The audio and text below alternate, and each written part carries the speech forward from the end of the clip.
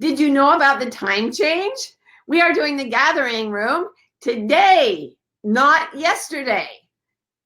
In case you were confused, it is not yesterday, it is today. And I'm in a hotel room in Phoenix, well, in Scottsdale, where I just got finished doing a most fun event with Elizabeth Gilbert, my darling friend, and about 650 something of our other dearest friends. And it was really, really fun, but I could not do the gathering room yesterday because I was in Liz's session and it was amazeballs, and you should have been there, but you will be there sometime. And now we are here. And somebody said to me, just cancel it this week. And I'm like, I'm not canceling the gathering room. That is where I get with my peeps. You can't keep me away from the gathering room. So thank you for showing up. I see some people did get the message because you're coming in. Hello from Lincoln, Nebraska. Hi, Jennifer. Hi. Who is it? Michelle. Michelle Anita. How you doing? And Monica. Good to see you from Mexico City. Adriana. Hi. Mwah, mwah. Yay. People are coming into the gathering room. Hey, Gia is there. She says she wishes she were here, and she is here. It was so awesome. Okay. Hi, Marcia. She says, thanks for remembering us. Remember you? How could I forget you? You're my only peeps. Ellie Woods from Scotland. My daughter Ellie is moving to England. There will be 2 Ellies over there, a minimum of 2. Eliza says hello from Brisbane, Australia. Woo! I love Australia. And Vic Gleason from Cairo. Wow, how fun! How fun we are all over the world. This is so great. Jennifer, Jennifer was here in Scottsdale, so double trouble. This is awesome. I'm going to start because I think we're 2 minutes in. This might be a better time. Like if this is a better time than 11 o'clock on Saturdays, just tell me and I will fix it. I will change it. Is there any reason not to? We will change it to 3 o'clock on Sundays, Pacific time. And it will be amazing. Because it's just because a lot of you are here and I think it might be a better time. So just give us feedback and we will just morph the gathering room because everything is morphable these days. But that's one of the things we ended up talking about in our seminar. I didn't say this in the seminar, but everything that I do in coaching and writing and everything is shaped by the way I was trained as a sociologist. And I'm looking at society and seeing this incredible, rapid, dramatic, fluid, continuous change that is happening at a level beyond anything ever known before in human history. I mean, in 1897, I think it was, they almost closed the US Patent Office because this is what they said: everything that could be invented has been invented. Nothing else can possibly be invented. We've thought of everything there is. And that's how fast things were changing then. We have steamships, we have sailing ships. What more could there be? So instead, everything's going super fast. And the ability to move with that is what determines how happy we can be. It used to be, how secure can I make myself? I'm going to get my 401k and my corner office and my gold watch at retirement, or the 5 kids that are going to work the farm, so I'll be there, they'll be there when I die, or whatever it was. We were looking for this stability and security. There's security, but there's no stability anymore. And the only way you can be secure in an atmosphere of constant instability is to be incredibly move and be fluid. So what happens for us is that as we go through the world, because it moves more easily, it's not just a negative thing. We can change it more. We actually have more power in our own lives because of the fluidity of everything. And the way we change it is only a tiny, tiny bit by doing things that the rule books say will work. So if you're going to market an event in Scottsdale, there are things that the rule books say will work. You market this way, you put this on Facebook. These are new rules, of course, because Facebook is relatively new, but you put things on social media, you send out flyers, whatever it is. And usually those things bring in a result, and that's great. But then sometimes there's a something that doesn't make any sense. And since I was with Elizabeth Gilbert, the example that comes to mind is Eat, Pray, Love. They marketed that book the same way they market everything, and it had an impact. But her spirit, when she wrote that book, was in a place that could help millions of other spirits. And for that reason, far above and beyond any marketing principles, that book caught fire and sold to I heard 12 million people. I'm sure it's many more than that by now. And then her other books came out and they marketed them just as hard, and they had that platform, and they didn't do quite as well. She's a brilliant writer. And, Eat, Pray, Love is not her best writing, but it had that thing. That was what it was meant to do. So how do you know what to put into the world and how it works? How does that work? Well, I like to use a concept from chaos math, the mathematics of chaos. And the concept is called fractaling. And I know it's out there in the world because it's in the lyrics to the best song from Frozen, the Snow Queen song. In Frozen, fractals all around, she sings. So I know that fractal is out there and our children are learning the word, but here is what it means. A fractal is a geometric shape that repeats itself at different sizes. And it's what all of nature is made of. So a tree trunk is the same basic shape as a branch on that tree, but bigger. And the branch is the same basic shape as a limb, a stick, but bigger. And the limb is the same basic shape as a twig, but bigger. They're all fractals of the same shape. And there are very complex fractals that can come out of simple like equations in nature. And that's why, for example, broccoli looks a lot like a treetop seen from above, which looks a lot like certain types of cloud. They all have this bunchy shape. And it's because it comes out of the mathematics of the way things shape themselves.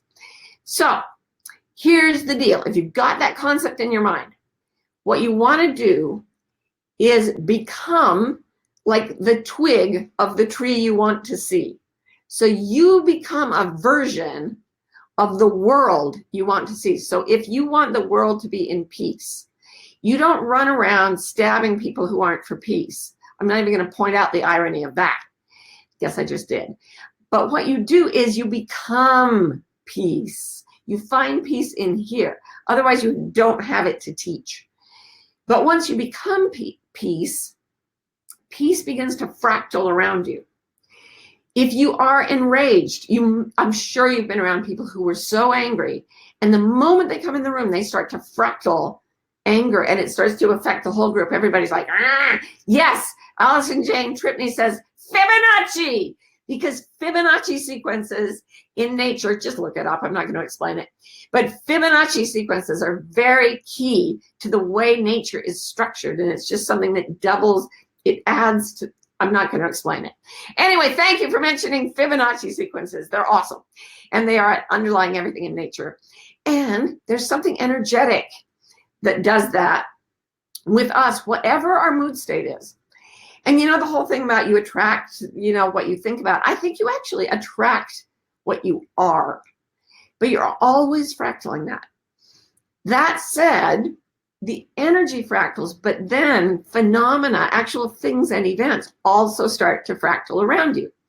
So the more powerfully you are what you want to be, the stronger that impulse is. And then other people who are in a similar fractal start to connect with you, and it gets bigger. So we had 650 people in the room, and I asked this question: how many of you have always felt you were meant to be part of a huge transformation in human thinking? Every single person, hands up. I've asked that question in a lot of crowds, and in some of them, no one raises a hand. No one. Yesterday, 650 people raised their hands because the fractal of it was just there. Liz is a huge emanator. I have a certain amount of energy. So together, it fractaled another 650. And I was talking to them about one of my favorite stories, which is in a book called Dying to Be Myself by a woman named Anita Morjani, who I believe lives in Hong Kong.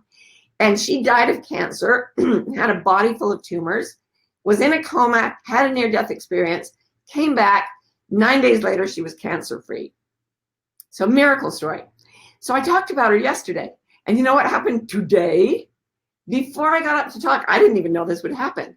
I could see from the back in the green room this huge screen that the audience was looking at. And who should pop up but Anita Morjani?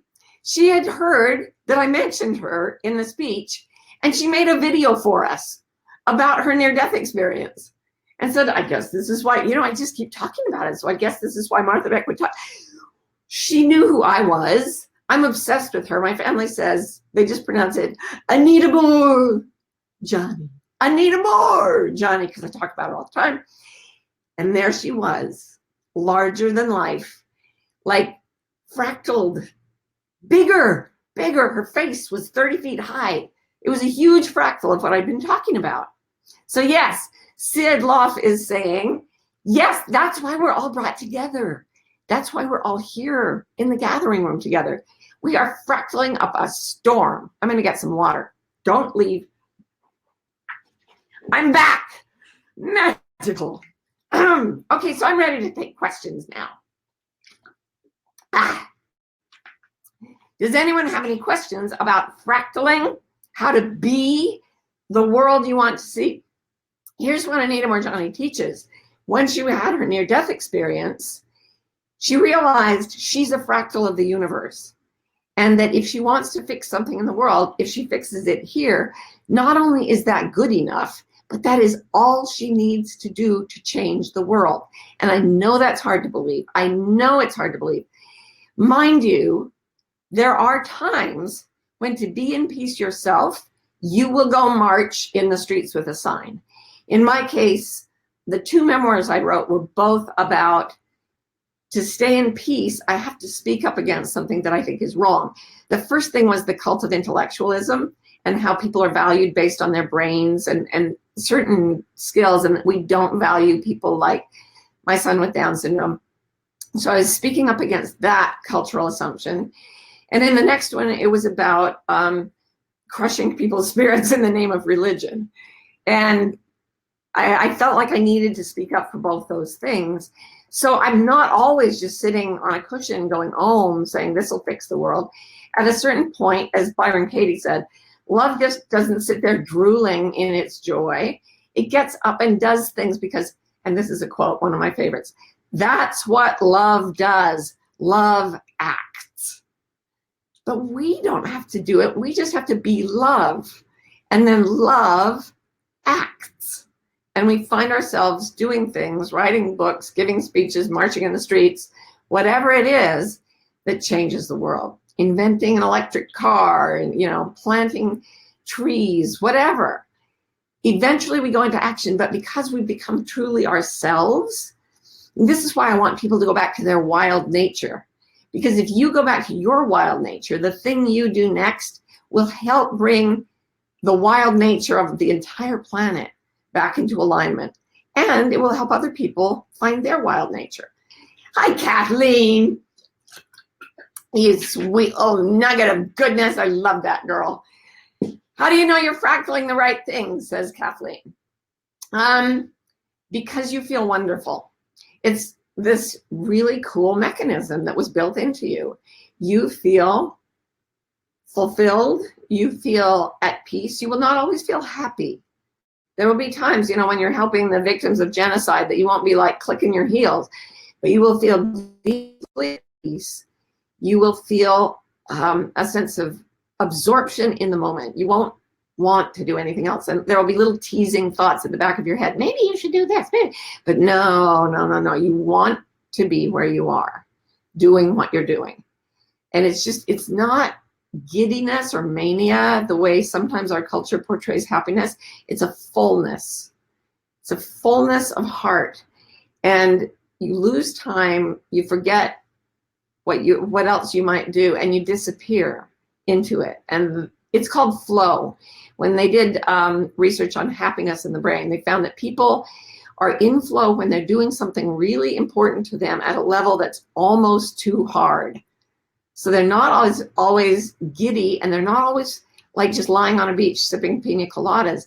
But when you get to that place where you're doing what you're meant to be doing, right at the edge of your ability level, you go into flow, and there is no higher state of satisfaction known to man. Do that, you'll change the world in all the right ways. So Christy says, do you have any energy self-hygiene? You should write a self-help book. Daily to keep from being enmeshed energetically and getting drained. That's a really good question. And almost everybody here, I bet, is going, because there really is such a thing as energy. And those of us who are sensitive to it really do get drained.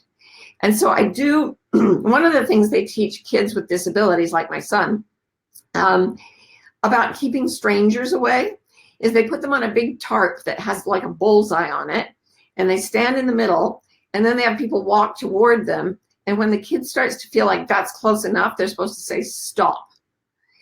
And if it feels a little too close, they say, back away. If they want the person to come closer, they say one step closer. And you start to look at where every person belongs. And certain people can come closer than others. People who drain you don't belong on the inner circles of that target. So my hygiene has been being impeccable about the company I keep and the music I listen to. Liz was talking in the thing this morning about how she curates what is available to her brain. She says whatever I give it, it has to know. So she told me something I didn't know about her, which is amazing, which is that she has never seen footage of the second plane running into the World Trade Center. That image that the rest of us have watched over and over and over. She says, I know what happened. I'm just not going to watch it. I don't want that in my brain. And it's not a shut down thing. It's her following her guidance. And I've seen her do it. And so this is the hygiene I really want to practice. I want to get better at it like she is. Like if you play music that is like, feels harsh, she'll go, no, we got to switch the music, but not in a mean way. She's like a bloodhound following the scent of God. And so she just moves with it. And that, thinking of that, keeping things off the target that aren't pure, that's your hygiene. And you just have to get better and better and better at it. I've been in so many situations where I let people far too close, and then I have to like somehow try to back out of it. That's harder. And then I had to learn how to set boundaries to say stop. And that's also hard. But these are the things we have to learn. And as energetically sensitive people, you also give a lot of energy to other people. And there are energy vampires who love that. And you will know them because as much as you give them and as many times as you cheer them up, they will come back to you the next day or the next week in exactly the same state of ravenous misery and want more energy. The people you want around you, you share some energy, they brighten up, they share something back, and it becomes reciprocal very quickly. And so just become aware of that. Don't give to the energy vampires, and curate everything on which you put the precious light of your attention. Not easy. So Tricia says, how can we get started acting on love? Do it right now, right this very minute. Stop for a second, go inward and say, find the part of you that is least comfortable. For me, it's my back. So I say, the first thing I want you to find, if it's your heart, if it's your conscience, if it's any part of the body, focus on it and say, see if you can find a space that can genuinely say, I will allow you to be as you are. So if you've got a kinky back like I do, say, you know what? It's okay. You can be as you are. Real love just lets us be as we are. It doesn't intervene. It doesn't intrude. It doesn't grab us by the throat. One thing I learned at Byron Katie's 9-day school is that when somebody's really doing hard internal work, the people who are there as teachers or facilitators are not allowed to hug or pet someone who's in that deep, deep inner change period, even though they may be crying, whatever, because it robs them of their ability to do the work themselves, which is how you learn. Otherwise, you're just giving them fish they eat for a day. You want to teach them to fish so they eat for a lifetime. Or better yet, teach them to take care of fish so that fish keep reproducing, then they'll really be good. That's the extra step. So yeah, find the space inside you that is in pain, and don't try to soothe it. Just say, I'm right here watching you. You get to be what you are. Go ahead. I'm never leaving you, but I'm never going to intrude. Right there, you've begun the process. Caitlin says, can you speak to how you did that without asking for people to back up? With asking for people, not well, you guys. Clumsily, messily, in ugly, nasty fashions sometimes. There were times when I just ghosted people. I just ran away. I literally physically hid from some people. I'm talking my adolescence right now, but I do remember hiding like under the house from certain people. And finally I learned, I rehearsed some things like, thank you so much. That is, I will think about it. And that's the best way. Stephen Mitchell, who is one of my dear friends and a Zen monk, when you ask him to do something, he will say, I'll meditate on that. Such a graceful way of finding space. And he does. And then he comes back and he tells you very clearly, I meditated on it and I know not to do that. Thank you so much. I'm not going to do that. So I've been mimicking this. I'm still learning. It's hard. But I am learning to set boundaries. And then I got a whole bunch of people around me with brass knuckles who are like, we will protect you. And they very gently, politely say no to people as well. So get your friends involved. And good luck to all of us. Okay, Tiffany says, what if the draining people are your family? Any tips on how to reset? Now it takes me 2 days to get back to myself. Yeah, well, I am not the best person. This is why I don't write books on relationships and all that stuff, because I do not have such a great record. I wrote a book about my childhood and haven't had much contact with my family since. But I have been around people who drain me, who I considered to be as close as family. And here is what I learned. If I go in there as a social scientist, nothing bothers me. If I am doing research, if I am observing the native wildlife, I am fascinated. If I've always got a plan to like write a short story about this event, I'm fine. So get together with your friends before you go to your family and say, I'm going to come back here and I'm going to have a whale of a story for you. You all have probably heard of dysfunctional family bingo, which I made up, where you make a bingo square and you put the dysfunctional things that your family always does, like bursting into tears or crying or whatever, and you put each thing in a bingo square, and then you share it with a friend, and maybe they have a bingo square for their family. And when your family does the crazy thing, you get to mark off the bingo square. And then when you get bingo, you sneak away and call on a cell phone and tell everyone you got bingo. My point is, when you are the witness, the compassionate witness who is gathering data, who's always interested, nothing bothers you as much. You become one with the consciousness that created the planet, and you're just there for the stories.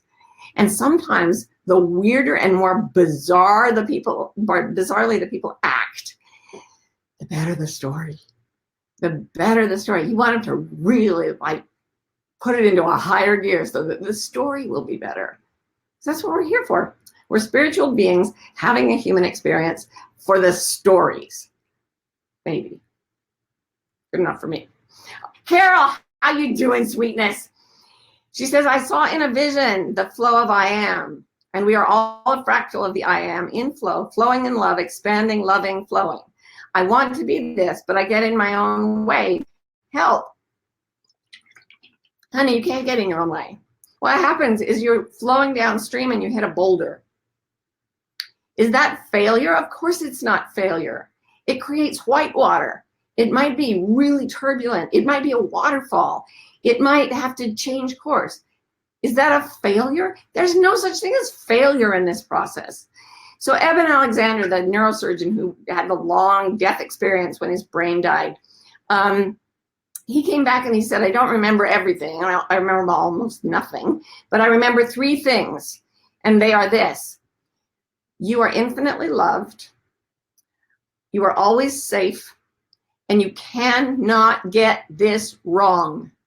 There's no way. You're here for the experience of what is apparently a very difficult planet. So how could difficulty be the problem? It's not. It's part of the design. It's part of the beauty. Just flow on and forgive yourself. Yeah. So Laura says, what role does timing play in transformational fractaling? For example, I wrote a lot of things 20 years ago that was rejected back then, but that is the wild wave now. Was it a matter of a tipping point? Yeah, I don't know about the timing. Timing is always where psychics screw up, even the good ones, because it's so arbitrary. It's not even real, Einstein said, and I believe him. But what you will know, that for me, there's a clock thing inside me, and it says things like, it's time to start writing that book. I haven't written anything for a couple of years. No, now. I'm like, okay, but I have to go to this. No, now. And it's not, I can overwhelm it. I can push through it, but it tells me when to do what. And then often I'll do something that people say, oh, that was just ahead of its time and it won't become acceptable till later. I don't care. That's not my business. I was told to do it when I was told to do it. I move when I'm told to move, because if I don't do the thing, I become miserable. I start to get depressed. I hate my life. Nothing can entertain me enough until I write that damn book, because it's time. And if I want to not suffer, I have to, this is another of my life mottos, cave early. The moment you feel the impulse from that inner thing, you go, you do. And let the rest take care of itself. It's all a big Rubik's Cube. Who knows? Everything has to be moved out of, it looks like it's being moved out of order so that it can be put in a different order. Let the force take care of it. Oops. Stephanie says, it's finding that place of non-resistance and cooperation with people or objects, like when bending a spoon or pushing the other person's hands together. I think she was here this week. Is that like riding a bike? Do you eventually get the feel of it? I had a lot of trouble manifesting it, probably wanting it too much and controlling. Does this become a form of fractals too? Yes, almost everyone in our culture is in a fractal of control. And that is shut down, clenched, small, rigid. And that's what most of us manifest most of the time. You will find, this is my advice, whatever you're trying to change, like if you're trying to use, bending a spoon is easy if you're in this place of love that actually connects with the spoon. Try it. I'll do it next gathering room or whatever. It's not hard. But when you first try to do it from a place of rigidity and effort, you cannot do it. And the only way to learn it is to idly play with it. And there will come a moment when you do not expect it, when everything feels aligned and the spoon suddenly bends. That moment is your light bulb moment. That feeling is the feeling of the magic. The feeling of magic, we go through it every day. There's like a frequency of hysteria and a frequency of control and a frequency of depression. And right in the center, right on peace is the place of magic. And you stumble across it by playing and then watch it and say, oh my gosh, that worked. I mentioned Anita Morjani, and she showed up on a video 30 feet high. What was I feeling? Oh, I was having fun. I was in flow. I was in communion with my peeps, which is what we're doing now. And I am in love with you guys. And being here with you is just as rich and beautiful as being with 650 people in the flesh, and maybe even more so because we're all over the world. So let's all fractal some peace, some fun, some love, and some magic today. We can't get it wrong. And what we are is what we create in the world. I love you. See you next week. Be sure to tell us what time is best, okay? Bye.